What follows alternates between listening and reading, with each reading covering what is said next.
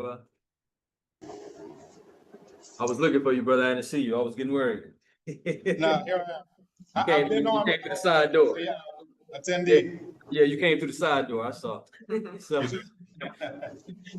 our next presentation is Ɔbenfo O Kambon. It's titled "The Construction of Black Civilization, Volume 1: The Classical Committee U, Black People Origins of Second Kim, Black Power, Pan-Africanism, and the Dikenga Theory of Self-Identification as Committee U, Black People." All right, and greetings from Ouagadougou. Yesterday I had a meeting with His Excellence, President Ibrahim Traoré, an audience with him. So I greet you from the land of upright people, which is of course a land of Mahat, Burkina Faso. I'm actually here with deux heures pour nous, 2 heures pour Kamita, which translates to 2 hours for us, 2 hours for Kemet. And it's an organization based here in Ouagadougou that's already doing black-tastic things related to Kemet.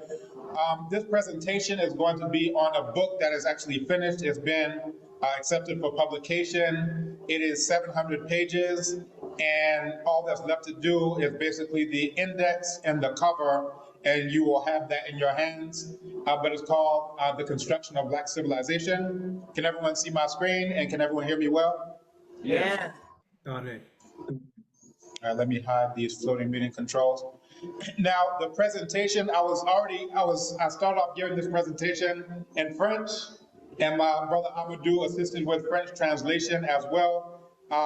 We have 30 minutes, and then we'll go back to the presentation of the exact same subject that I'm giving to the people who are quote-unquote Francophone speakers, Black people, of course. Because I only have 30 minutes, I'll try to go quickly. So if you have any questions, we can cover that in the Q&A. The presentation is only 148 slides to condense the 700-page book, but hopefully we can get through as much as possible. But if you understand what you see on the very first slide, you understand a lot about what the book is about, classical and contemporary Kemet. So we continue.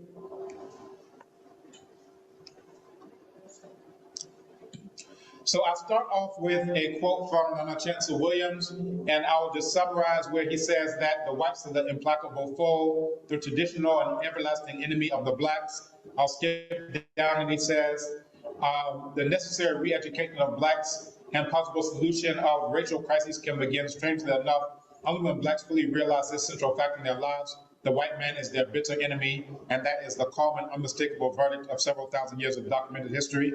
This is basically the thesis of this presentation. What I do differently is that I look at primary texts that say this exact same thing that I derive from Kemet, including the one related to the theme of the conference, which is the prophecy of Imam Nefertiti. So in this presentation, we'll deal with themes. Did the concept of Second Kim, Black Power, Pan-Africanism start in the 1400s to 1900s? What is the evidence or counter-evidence? Who were the ancient Kemetiu of classical times? What actions did our ancestors of classical times, the ancient Kemetiu, take to ensure that classical and eternal Kemet, the Black nation land of the blacks, was powerful and protected? What is the Dikenga theory of Kemetiu consciousness, and how is it a useful theoretical framework for understanding the history, present, and future of Kemetiu? And then what are parallels that are useful in understanding the periodic rise and fall of Kemetiu consciousness? So by way of introduction, literature review, and I'll breeze through this. So usually people think that Pan-Africanism is a modern phenomenon, and they think it came about in reaction to so-called colonialism, neo-colonialism, so-called enslavement and neo-enslavement, and they tie it to Nana Henry Sylvester Williams. But I asked the question, can a concept or entity exist before it has a name in English? So can the concept of Pan-Africanism, Black people coming together in the interest of Black power, exist before that name in English exists? Now, Nana Walter Rodney made a similar point, but he thought that the origin of the term or the concept of Pan-Africanism started in the 1400s. So he talked about the Caribbean as the first area of the world to which Africans were taken to labor as slaves. It is in this context that the very necessity to define oneself as African arose. He says that it came about due to a particular type of context based on the exploitation of Black by white. It is in that situation that the necessity arose for Black people to be defined as Black. Now, I agree with him that it's possible for the concept of Black Power Pan-Africanism to exist before the word Pan-Africanism came into being, but I disagree with the time frame that it did not start in the 1400s to the 1900s. It actually started in classical Kemet, and that is the very reason why we called it Kemet in the first place. That's the reason why we called ourselves Kemetiu in the first place. And not only do we call ourselves that, we actually made that stick by whooping non-blacks and keeping them out of the land of black people time and time again. Again, he says Pan-Africanism at that point, it was born in substance, even if that terminology was not applied to the substance. And I'll continue beyond here. This is the same point he's making. But I asked the question, is that true? Was it the 15th century where the first time you had black people coming together on the basis of being black against a common non-black enemy? The primary texts say that that is not the first time. And we'll look at those primary texts.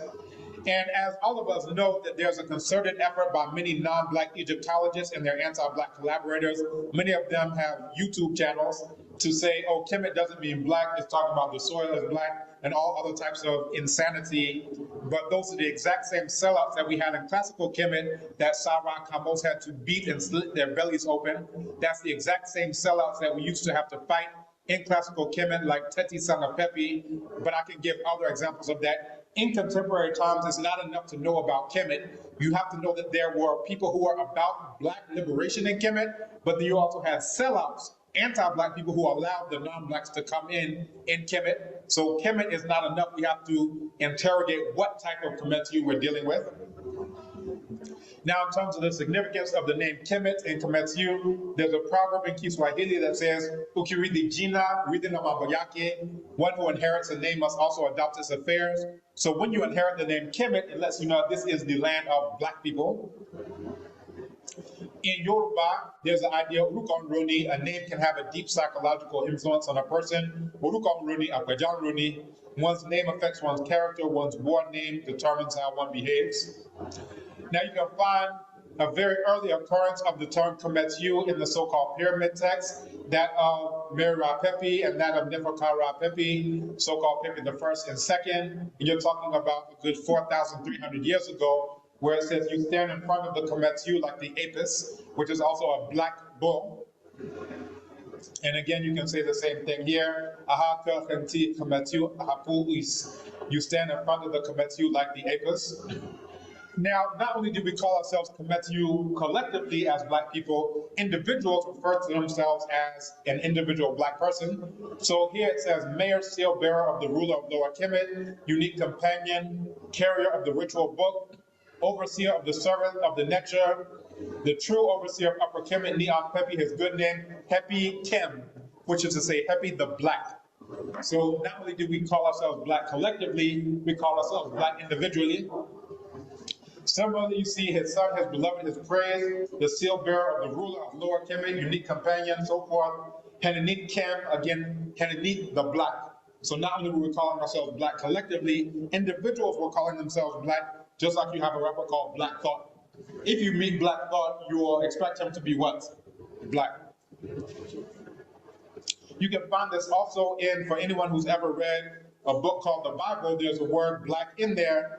And this is actually the first time I ever read anything from a Bible intentionally, but it was to find the word Kame, which again translates to black. So for any fools who say Coptic is not related to Medu Neter, feel free to slap them copiously next time you see them. But here, you see where it says, Anok an o Kame ala Nashre, I am black but beautiful. The Kame is the exact same Kamita that we talk about here in Ouagadougou, right? It says, or Kame Anok, that don't look at me because I'm black, and that Kame, it has the same semantic meaning, and it has the same lexical form thousands of years ago as it still has now in Coptic, the liturgical language, which is the last stage of Medu Neter in its form as we know it. Key concept of blackness, you can find this again in Medu Neter, Kemetiu Kemet, but this isn't only there. In P, Akan, you have Obibini, where BB is referred to, is coming from the word for charcoal, Bidye.